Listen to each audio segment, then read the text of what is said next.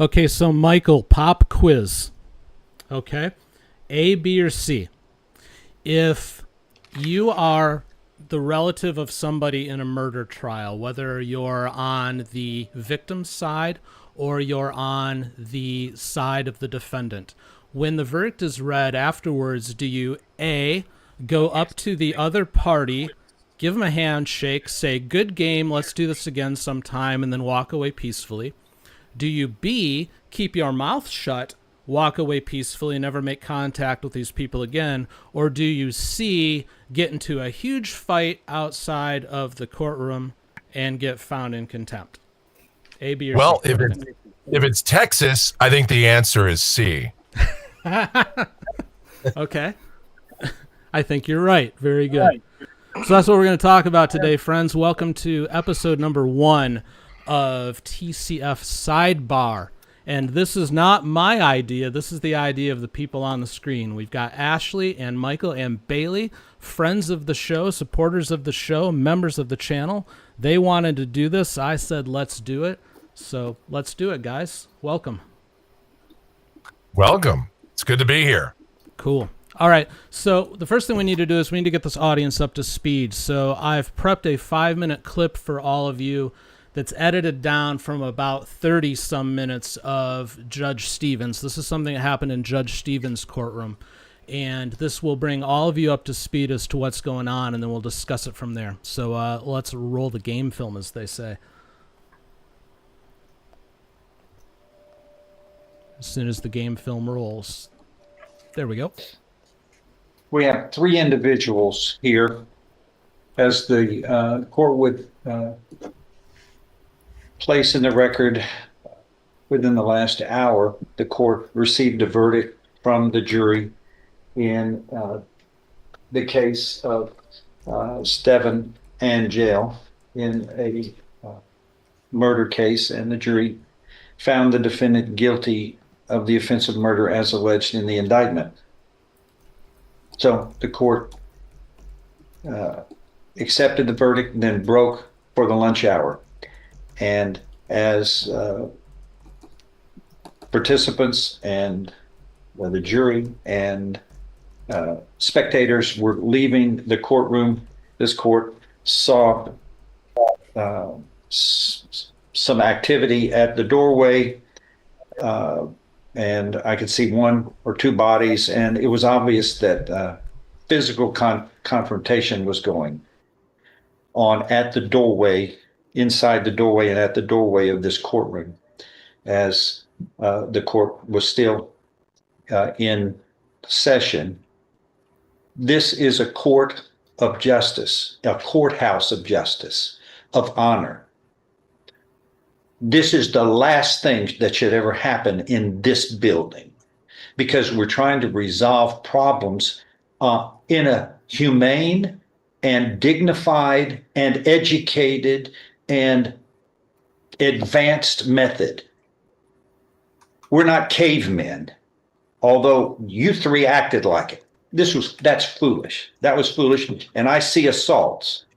Now, I understand that no one wants to press charges against anybody, but let me tell you this, I'm pressing the charges. You do it at the door of my courtroom while in session, you're going to get held in contempt of court. All 3 of you are charged with contempt of court. And don't think I won't set an example, because this isn't going to be the kind of activity that decent, law-abiding, advanced human thought in America is supposed to be about. And we got the video, and it didn't happen exactly in my presence. So it's going to be what's called constructive contempt. It still happened over this court's authority and power at the door of its courtroom while in session, which means I can't hold a hearing right now. But what I'm going to do is, you're all arrested. You're going to go to jail, and we'll bring you back, and we'll have hearings on each of these cases, and I'll get to make the determination up to 6 months in the county jail. And don't you think I won't make an example. 4 to 6 days later. Actually, the damages were far less than I thought they were going to be. 8,000. I thought it was going to be 2 or 3,000. Mr. Angel is related to the defendant, and then the Nicholases are related to the deceased in the murder case involving Stephen Angel that, of course, the court was in the middle of and had just received a verdict. The court reviewed and is following the Court of Criminal Appeals decision in 1987, Ex parte Daniels of the Texas Court of Criminal Appeals, which is quite similar in issues and facts to the issues in this matter of contempt, as the court ordered them to be presented to immediately come before the court, and the court orally charged them, the three individuals, with contempt. And the issue became, is it direct contempt or constructive contempt? That is, direct contempt or indirect contempt. But it's the court's finding that these are direct contempt proceedings, and this court can make its decision. So each of you are going to pay your part. That's $175 each. Everybody, you, Mr. Angel, and Mr. Nicholas and Mr. Nicholas, you will be ordered to pay restitution to Jefferson County. Each of you will be ordered to serve 3 days in jail. 3 days in jail. Does everybody?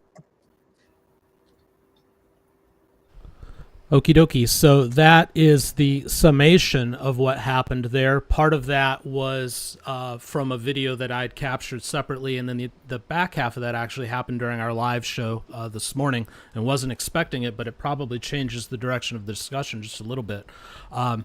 Bailey, I think you are the most, from what I'm guessing in our previous talk, the most opinionated about this. So why don't you start out with your thoughts, and we'll just see where this goes, because there's a whole lot of things we could talk about on this this whole situation. It wasn't until you had me look back at this case again, and on second review, I suddenly had questions. And as you guys might know, I come more from a defense attorney kind of side bias.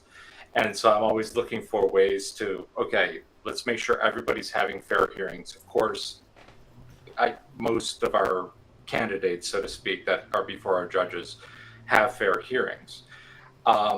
When it came to the question of contempt, and everybody has seen my cousin Vinny, for instance, and you see him get in trouble in front of the judge because he can't answer a simple question and he gets in trouble. Okay, that's an example of direct contempt.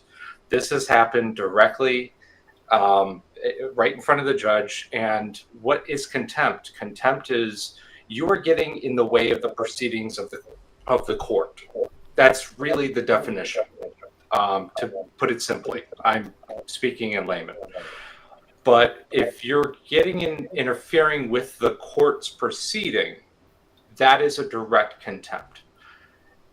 Now, what he's also discussing is he's finding them in indirect contempt, which is the constructive contempt, which I find interesting.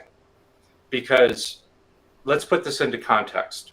There is a sentencing hearing. Some people are upset. They leave the courtroom. They leave the four corners of the courtroom. They're in a hallway.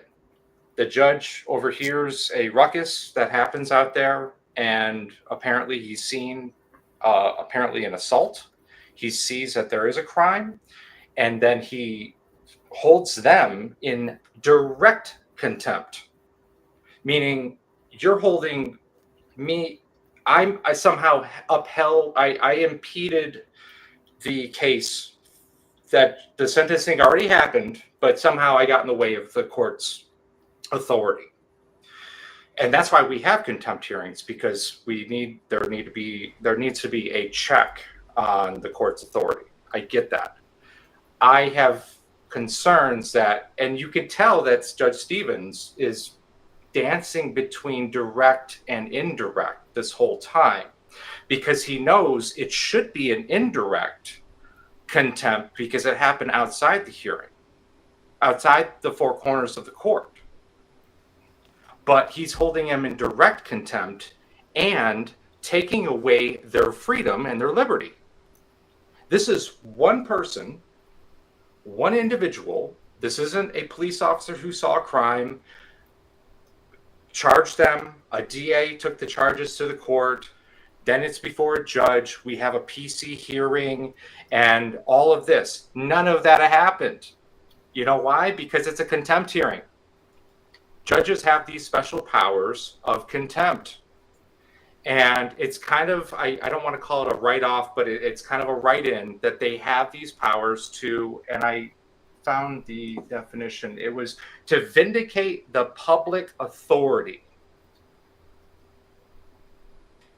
That's why we have contempt hearings, to vindicate the public's authority that judges and rulings that are made by judges matter.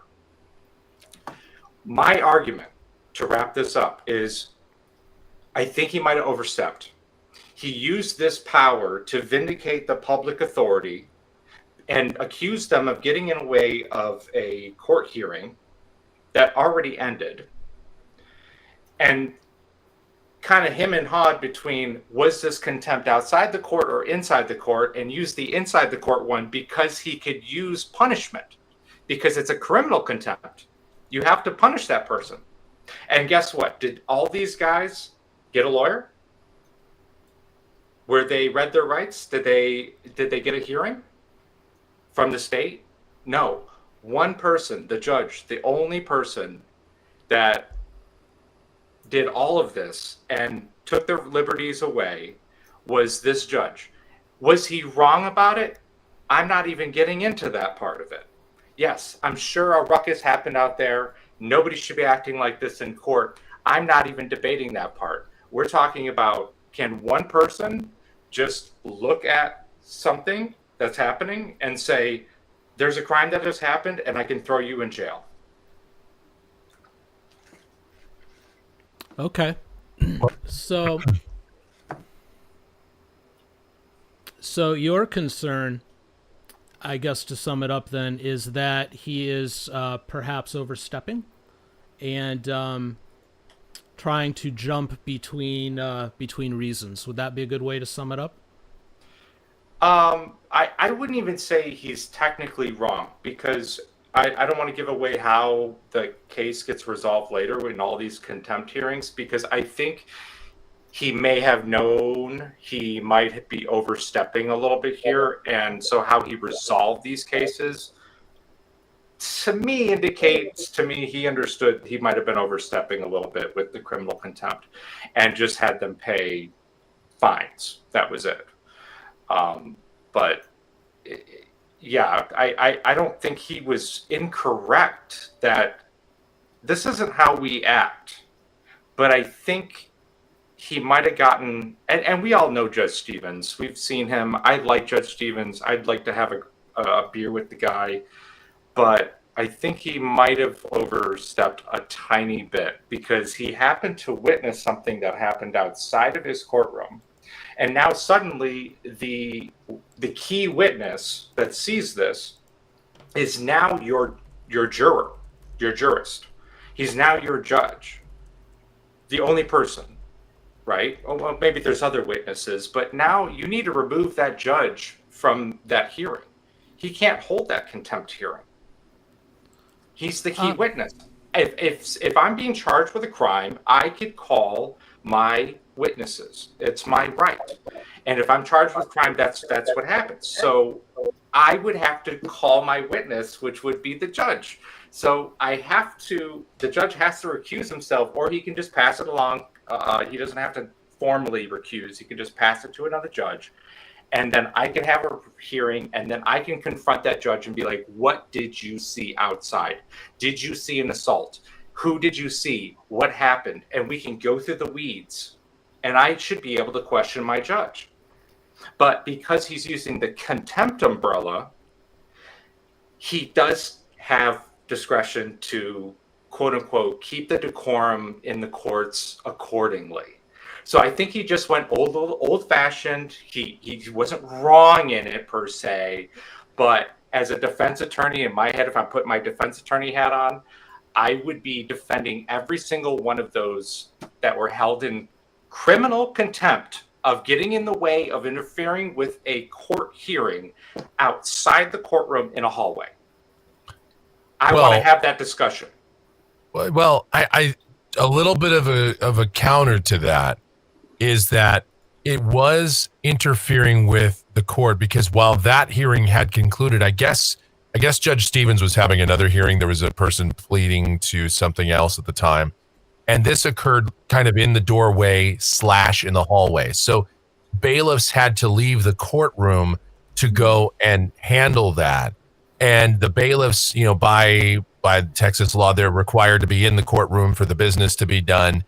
And Judge Stevens kind of goes through this a little bit, but I guess his point was that this was interfering with another case that was happening. And because there was this ruckus that was going on, it therefore disrupted the court, and therefore it's direct contempt. I think that's his. Now, he could have sentenced them to up to 180 days in jail, in the county jail. And obviously he wasn't going to do that. And the damage, I guess, that was done was, a total of $500 and some. But clearly he was upset. Clearly it was bothersome. And so I think he wielded the sword pretty lightly, all things considered. But I do think it was within his right to do so. Now, you do bring up an interesting point about a judge being a witness in a case, but in terms of contempt, because it's his courtroom, and the Texas Supreme Court, and generally speaking, Supreme Courts around the land give judges pretty broad discretion on contempt power. Yeah, that's kind of what came to my mind too, was that the discretion, plus he is by default a witness to a contempt. But Ashley, What are your thoughts? By the way, before we get into Ashley, folks, I am aware that there's a little bit of freezing in the video. I'm working on it, but the audio seems to be coming through. So just bear with us, please. Go ahead, Ash. Yeah, so I how I took it is Judge Stevens was very frustrated on that day. I mean, he already is having a tough day at court after all these hearings, and having your sentencing cut short because of ruckus outside the courtroom, I can see why he would be so frustrated about that. I feel like he was really trying to hold in his anger when he was talking to them initially. And then after he slept on it, he's like, oh, it's not as bad as I thought. Because, when you get angry and you get frustrated and you just want to lash out at somebody, that's kind of how I took that. So that's why he was saying the maximum penalty, and that's why he was saying, oh, you're cavemen, not proper gentlemen, stuff like that. It's more out of his personal frustration. I know judges are not supposed to take things personally, but if things are interrupting your courtroom like that, I can definitely see why the judge was so frustrated at that time. And then when I don't want to go into the later part how it resolves, but his total demeanor changes when they are back in the courtroom, which kind of makes me think that the judge throughout the 180 days and everything, just because he was frustrated. And that's kind of what I took out of that. In regards to the direct contempt, I think that is valid because they were interrupting another hearing. So I think that is valid. So that's my take on that. Okay. I'm mixed on this one because I think he has to have control of his courtroom, and I think it's important that these guys were called out for it, and I could see where it was interrupting, but then I can also kind of see the point of it didn't happen right inside of his courtroom either. But then what would the alternative be? Like the sheriff's department arresting them and charging them with breach of peace or something like that? Would that have been a better solution? Disorderly conduct or something. Yeah, like Michael's saying. Yeah, they would have been the same. They would have been facing kind of the same degree of punishment. Disorderly, I think in Texas it's a Class A misdemeanor. I think, which actually I think is up to a year in the county jail and a $4,000 fine. So I'm not sure. I'm not sure we pick your poison, I guess. So there you go. So the other thing that kind of caught my attention that I felt like it was worth talking about too is just the fact that he was laying out a threat, and he did it a couple of times. I edited it down to where there was only 2 times, but the reality of it was he actually made multiple threats of Several. I'm going to make an example of you. Now, I don't know how you guys feel about that, and I get his frustration, but that caught me as a little bit out of line, but feel free to give me your thoughts on the matter. Yeah, that was definitely out of line in my opinion. I think he shouldn't have gone that far. That was a little bit of an extra spicy version of Judge Fleischer. I'm gonna take you over my knee and spank you if you violate this, but this wasn't even that. This was just, I'm going to make an example out of you. And I think I see where he's coming from. I really do. You can't have that kind of behavior. There has to be decorum, but you can't say it quite like that. I mean, you got to kind of rope that in a little bit. Mm-hmm. Yeah, I agree. Just a little update for people watching. We have frozen video today. Don't ask me why, because we do a live show every day without issue, and here we are. But the audio is coming through great. The show will go on. Michael's the radio guy, so maybe this fits. but there's some excellent stills of us that you're all getting to see, and we'll all just right. Until we solve it for the next time. What's that weird noise they make when they have to come over the radio stations and the TVs for the national test? Of Oh yeah, the alert right. tone. Yeah. So didn't I tell you guys and warn you that when you start something new, invariably something always gets screwed up? Yeah, I mean, it's a pilot episode. Initially we were just going to do this live to tape, and we just said, F it, we'll do it live. Well, maybe we shouldn't have jumped in Bill O'Reilly style with it, but it is what it is. It's my fault. It doesn't matter. It's my fault. No, because yesterday it just seemed to me the way we kind of gelled on Tuesday on our meet and greet, so to speak. I was like, I don't have any concerns. I think we could take a task, take a case, let's analyze it.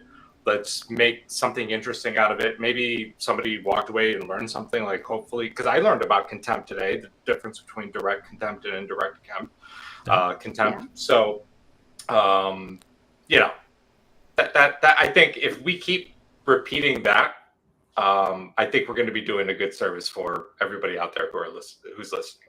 I learned that a lot of furniture and holes in walls in Jefferson County will only cost about $500 to fix. Pretty good. They must have like a carpenter on staff there. That's what I'm thinking. They must have a handyman on call. Labor's a little bit cheaper in that zip code. That's what I'm thinking. It's not Arizona, Michael. It's not like us, man.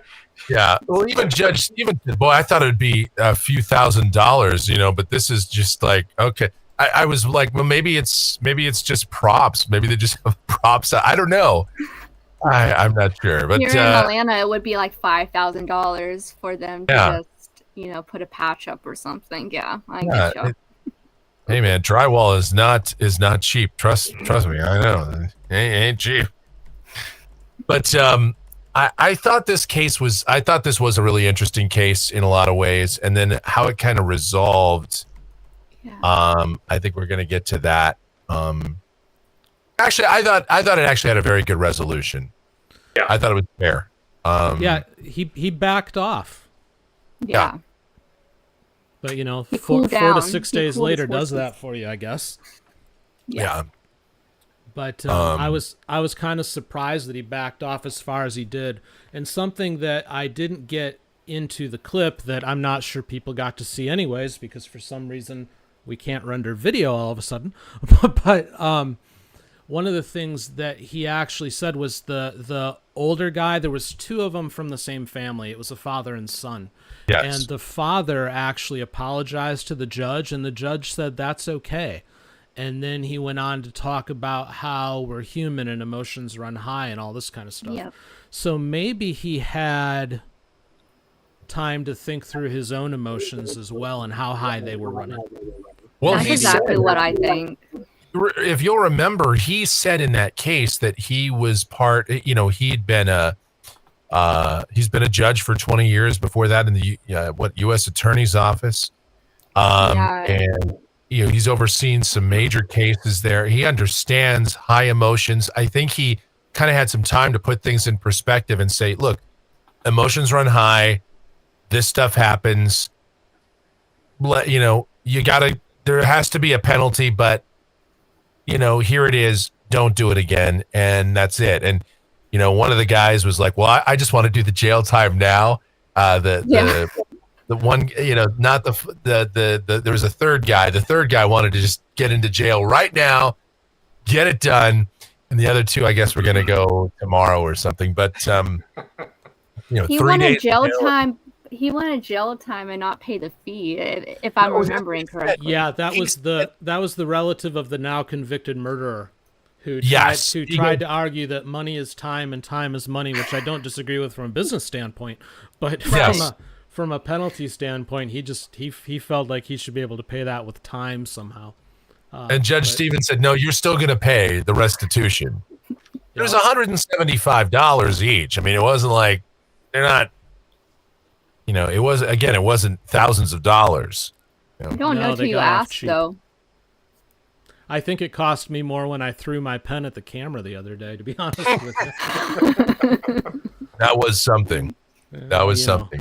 it happened. Dan was a rare display of like serious, well, about as serious as it gets for Dan. Dan rage, I guess we could call it.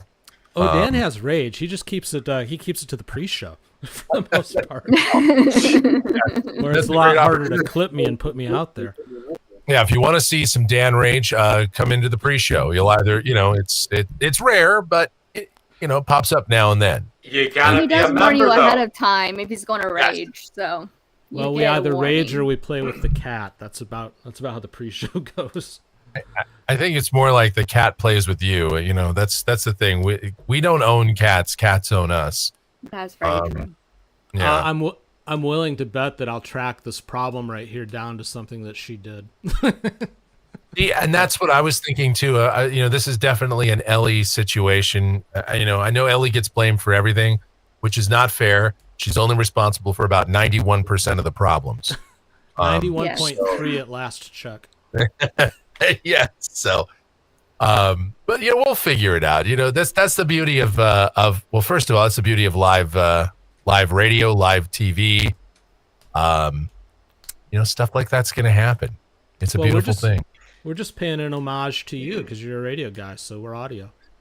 Which, by the Yeah, way, it was Michael's 25th year on his radio show today. On his radio station. Yeah. Congratulations, Michael. That's awesome. 25 years on the radio. That's like, yeah. 25 years of doing that station.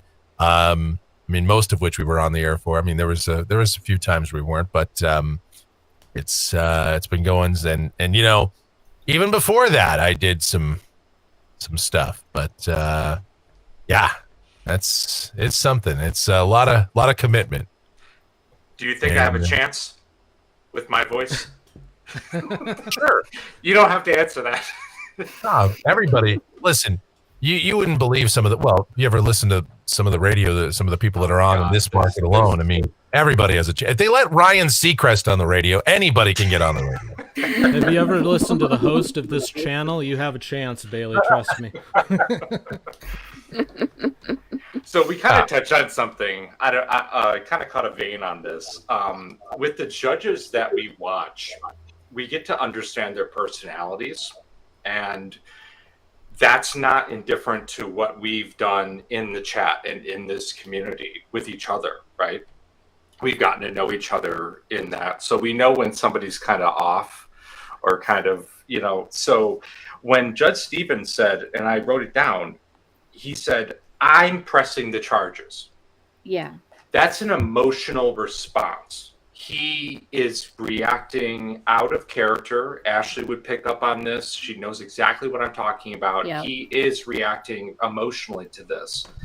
And look, judges can do that. It happens. We are dealing with human beings and human issues, but we knew because we've watched him hours after hours, and it's like, what's going on with this guy? Same thing with Simpson when he was off that one weird Tuesday or Thursday. Oh my God. So I think with us, I think the one good element that we have, we're very observant. Not only are we nerds for the law itself, but we're very observant to the human behaviors that, if we're going to spend this time watching this court, I mean, it's not just That's what makes it interesting. It is, Yeah. and you're dealing with human behavior. people. Yeah, exactly. That Judge Simpson was so mad that day, he almost didn't adjourn every case. It was, I'm so mad I'm going to listen to this one. That's I so won't true. grant the adjournment. Give me some landlord-tenant fucking hearings, yes. Oh, yeah, it's Court case, people versus some dumb. It's like I don't get the landlord tenant thing. Is one area that I'm glad we don't cover too much of on this channel, only because although there are a few cases that get pretty spicy in landlord tenant, they always happen in Judge Middleton's court. Because for whatever reason, it always devolves into it becomes a popcorn eating fest there. It's because there's always this long backstory, and then Judge Middleton ultimately gets really mad, which for him is, is something. That's an accomplishment.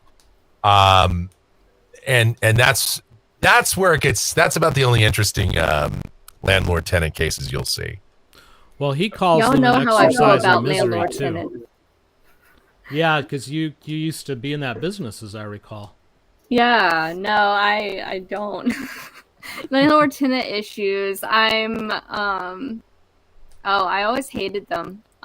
So yeah, bringing it into court, it doesn't help at all. I was even a witness in one court case for a landlord tenant issue, and they're always nails on a chalkboard, in a way, because you're going back. Some tenants go back a couple of years saying how bad they are, and the landlord saying how bad the tenant is. It's just, I don't know. There's no really positive to it that in my mind. So I don't like it. Yeah. A lot of times it just comes down to, did you pay your rent? If no, get out. If you did, or did the landlord not fix X, Y, and Z, or did they lock you out of your place illegally? If so, then they owe you up to triple the damages. Case over. I know sometimes it does get into the weeds a lot more than that, but I mean, a lot of them boil down to that. Yeah, it's very emotional, right. You don't want to mess with people's housing, that's where they live, and you don't want to do that. But yeah, And that's just stick to why the facts. that's why I appreciate Dan's kind of perspective on things, because Let's enter with the these prop up issues- the with- host segment of the show. Go ahead. No, actually, so it's like with a lot of these issues, like if you just do the right thing, and everybody knows what the right thing to do is, right? If you do the right thing, you don't break the rules, you follow, but a lot of people just don't know how to follow the rules. But then when they get caught up in these situations, I think what frustrates you the most, Dan, is when people are making freaking excuses, and that's not okay. It's like, look, you've made a mistake. Own up to it, face it, but you don't have a tolerance for that. Like, and I don't have a tolerance for that either. And we could all smell it. Like, even though we're not trained on this, we didn't all take a magical, class together to learn how to read whether or not somebody's full of shit. And, we see that in parole hearings. Yeah. You forgot to say Christ, Bailey. I don't have a problem with mistakes, even with bad choices. I have a problem with lack of accountability. That's where it gets me. Own up to what you've done is the bottom line, because we're all gonna mess up. I don't have a problem. I mean, I have a problem if you keep messing up over and over and over again, but you know what I mean. Right. Well, and that was the interesting thing about this case with Judge Stevens, is these guys weren't sitting there really making a lot of excuses. I mean, at least they weren't doing that. They were like, yeah, it happened. I mean, there it is. I mean, what are you going to do? You're going to argue? I mean, it's on video. Everybody saw it. Bailiff saw it. Judge saw it. The jurors, there were jurors that saw it. What are you going to say? Wow. No, it's he started it. Yeah. So, I do like that. Yeah, we've watched some real doozies on this channel with people that give a lot of Who Shot John. I mean, it gets into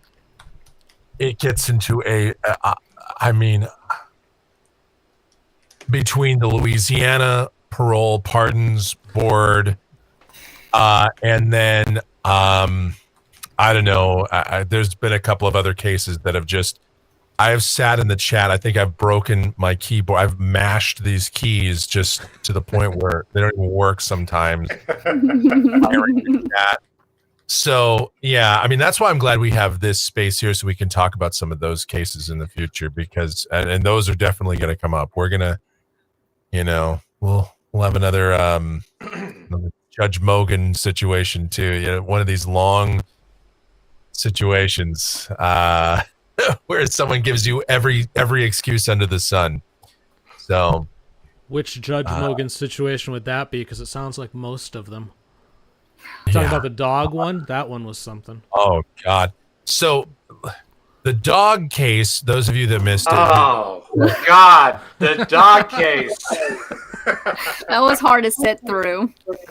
It was hard to sit through because the answer was pretty obvious. Unfortunately.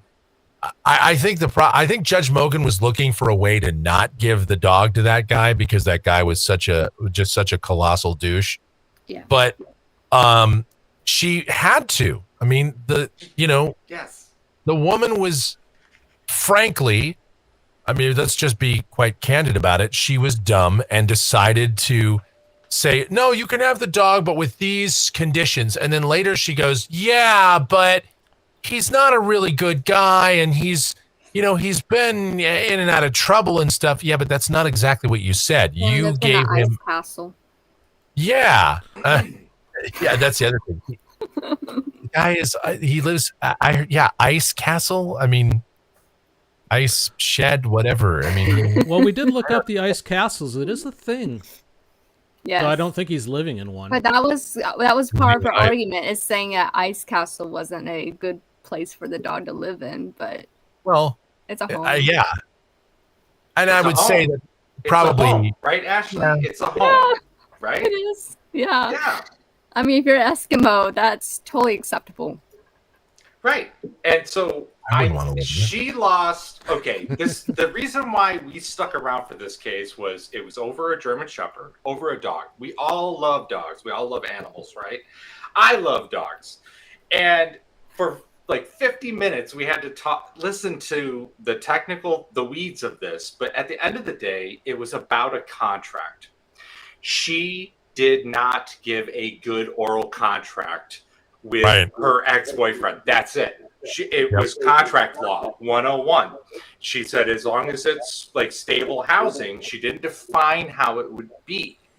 And Yeah. the judge had to define how that would be if, Mhm. because she's like, hey, he's got pending charges. He may be going to jail pretty soon, and it could be 5 years. And she said, okay, well, if he goes to jail for that long, prison for that long, then obviously that's not stable housing. But you can't come into court and say, just because for like a few weeks, the dog had to be at mom's house. And okay, so that's how you and I and we all view these cases. We don't view them as like, oh my God, who should the dog go to? Should it go to mom or dad? And I know a lot of us in the chat, when I was listening to it, it's like everyone was on mom's side. They wanted everyone to have mom to have the dog. And as I'm just sitting there watching the chat go, I'm just thinking, I'm like, she made a bad contract, and the judge is trying to figure out, did it violate? How will it be violated in the future? And figure it out. And judges have to figure this out. And it's kind of remarkable that, and beautiful at the same time, like a judge had to do this for about 50 minutes. Like, what does this property belong to? And it's a dog, and everyone gets kind of heartfelt about it. But you have to look at it from the lens of the contract. And you go to law school, you spend hundreds of thousands of dollars in law school, and then you just have to sit there and try and figure out someone, some dumb, just ambiguous, a definition of safe housing over you're sitting there thinking, oh yeah, I'm going to become a judge. I'm going to oversee murder trials. Yeah. And there you are in Burnett County, two dopes arguing over a dog, and the real loser in that case is the dog. Yes. And this guy, and what was frustrating about that case too, was the guy couldn't give a straight answer to anything. I mean, it was really like this was one of those cases where you rooted against him, and the bad guys won. I mean, that's. The Legion of Doom won that one. I mean, I'm sorry. What I found really weird about that case was when she made him ask the woman questions, because he kind of made him ask her questions like she was the witness type thing. I don't think I've ever seen that happen before. So that's what happens in a civil case. Like, you can do that. You do have okay. Maybe it's because I watch more criminal cases, but that was interesting. In family court, you can do that if you don't have an attorney and you're representing yourself. People do that too.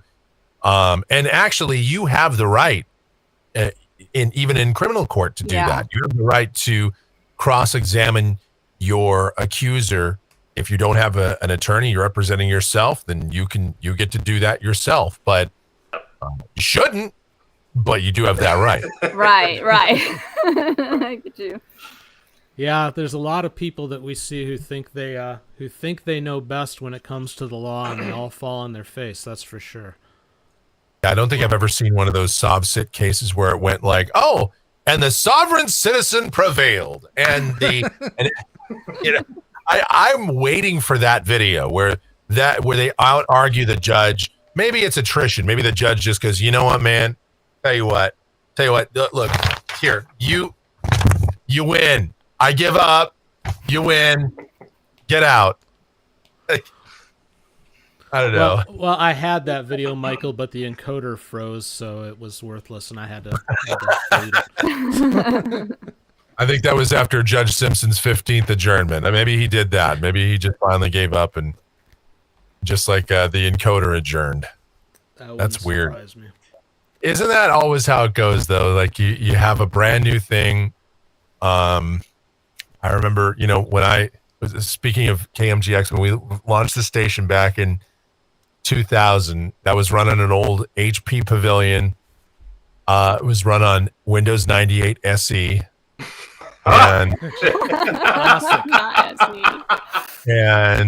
and the thing is, I mean, there is some blue screens that went on from time to time, and probably about 6-7 hours in, I remember it blue screened, and I was like, oh man.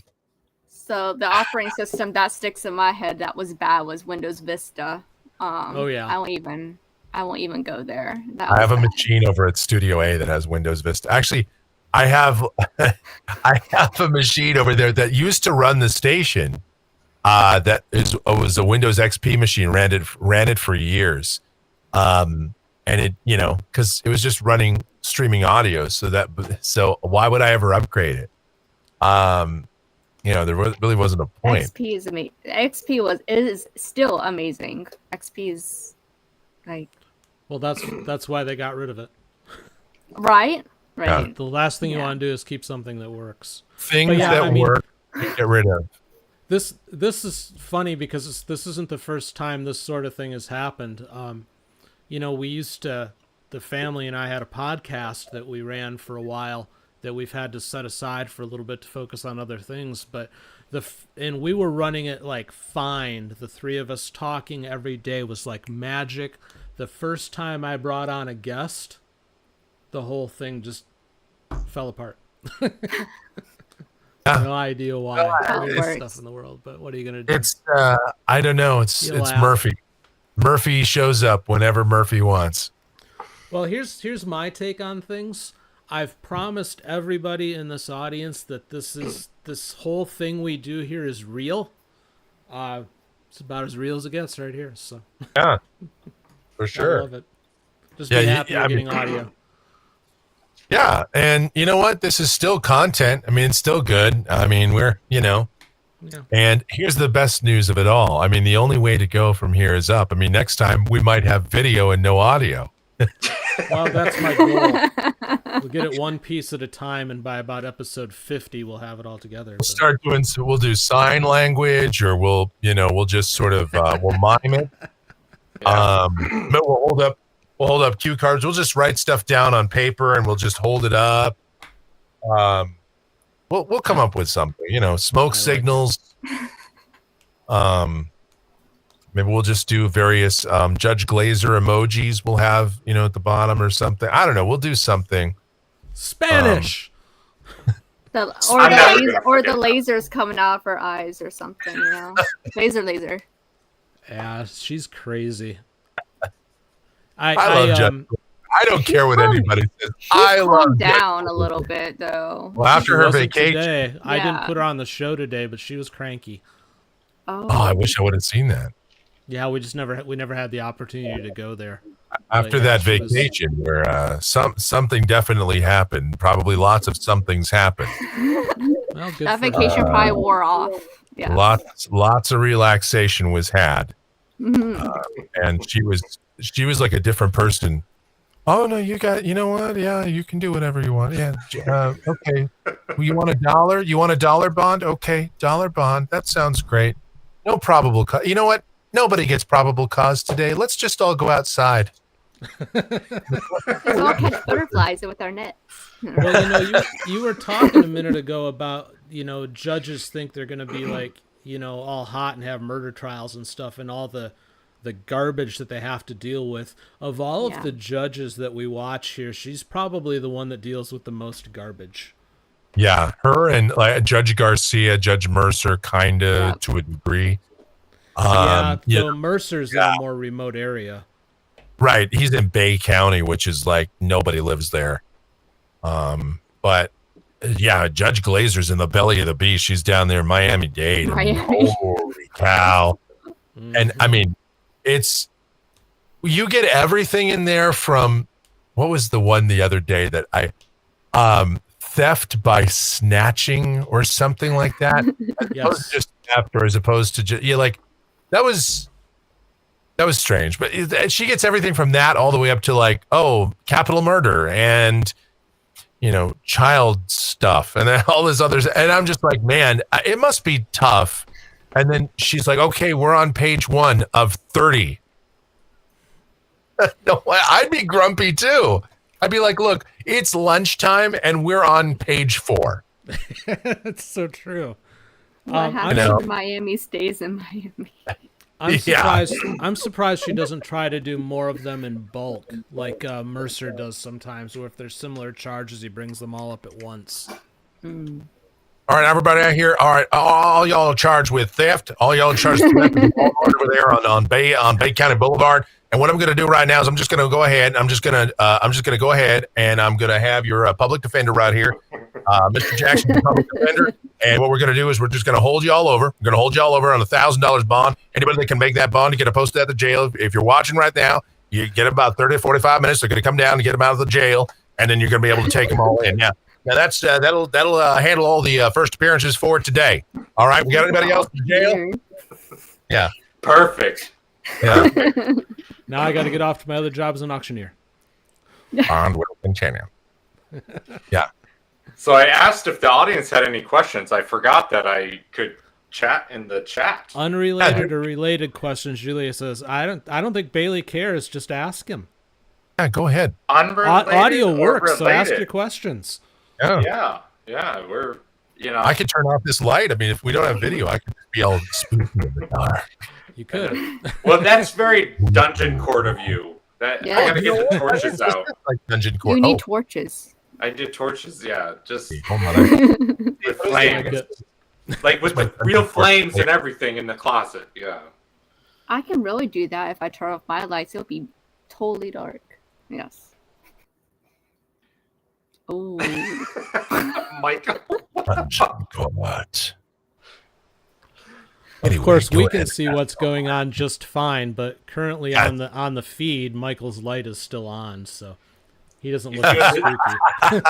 But we're having fun with it. Yes. He's doing the spooky. There we go. He's In doing the like dark. a flashlight thing. Shadow puppets. The ghost thing. Yeah. Yeah. Ghost stories with Michael. Well, I'm not sure if anybody has any questions. I thought Julia had a question. Well, she said she wanted to ask a question, then she hasn't asked a question.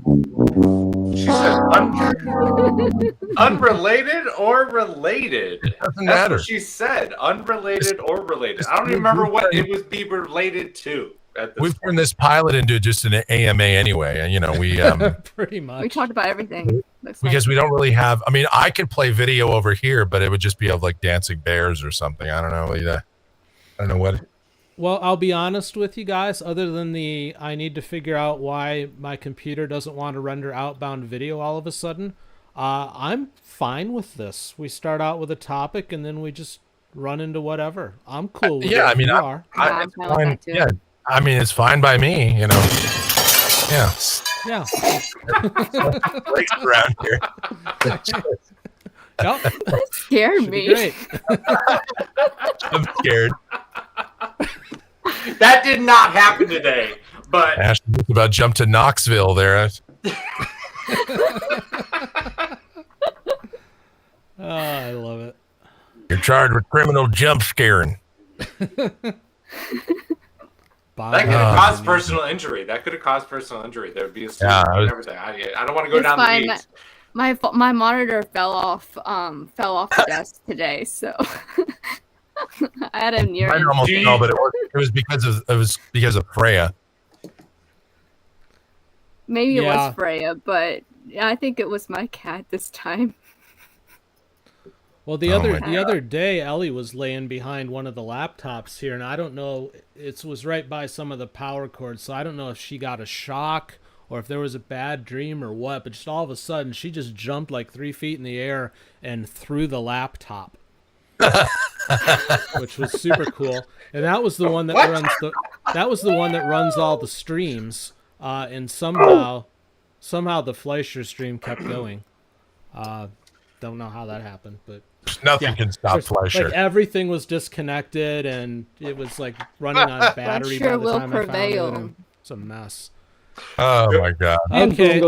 Well, we'll end on this, I think, guys. Julia wants favorite Disney movie, and then she says, "And go." Well, we will go after this. Wally. I'd go Finding Nemo, the first one. Okay. Damn, Lion King's good too. Drawing a blank. So many. 101 Dalmatians? I'm I'm gonna lock in my answer, Lion King. The best Disney movie ever, hands down. Has to be. I actually like The Emperor's New Groove. Okay. First Groove. That's a surprising choice. I like it. I like it because Lion Michael, King is what did pretty you say? solid, man. Lion King is pretty solid, I have to say. yeah. It doesn't get much better than that. Can't beat the classics. I mean, as classic as a 30-year-old movie is, I guess, but I think from a production standpoint, I could make an argument for Beauty and the Beast, but You I'll could. stick with Wall-E because that's the one There I you go. enjoyed the most.